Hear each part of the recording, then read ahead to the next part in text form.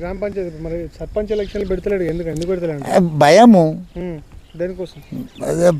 ఎత్తరో లేదో అని. ఇప్పుడు రైతులంతా ఎగబడుతూ ఇప్పుడు 10 సంవత్సరాల క్రితం చెప్పులు వేసుకున్నట్టే చెప్పులు కొట్టుకొని లైన్ పెడుతున్నాము. ఇప్పుడు ఆ పరిస్థితి ఇప్పుడు వచ్చింది. ఎట్లా అన్నట్టు ఇక అది వేసినాక సర్పంచ్లు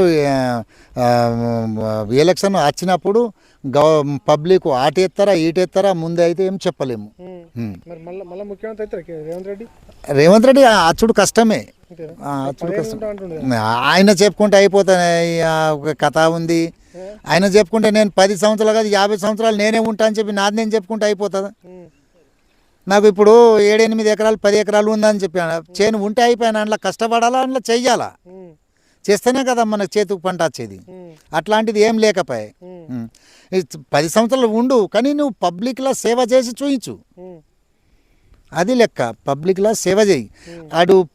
ఆడు 10,000 ఇస్తా అంటే నువ్వు 15,000 ఇస్తా అంటివి. ఆ 15,000 ఏటిపోయాయి 12,000కి వస్తేవి. ఆ 12,000 కూడా బరాబరి ఇవ్వకపోతేవి.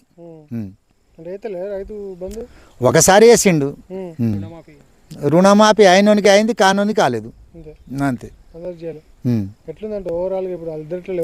కష్టమే. గత గవర్నమెంటే బెస్ట్.